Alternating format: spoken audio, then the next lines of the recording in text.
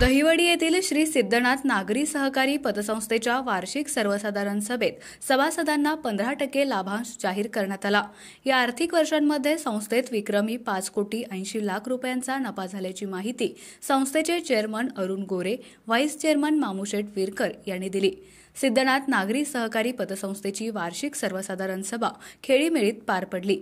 संस्थेचे सरव्यवस्थापक रणजित पोळ यांनी अहवाल वाचन केलं। यावेळी वेगवेगळे ठराव मांडण्यात आले। सर्व ठरावांना सभासदांनी मंजुरी दिली। बँकेच्या नवीन योजनांचा शुभारंभ संचालक मंडळाच्या हस्ते करण्यात आला। तसेच नवीन शाखा काढण्यास सभासदांची मंजुरी घेण्यात आली।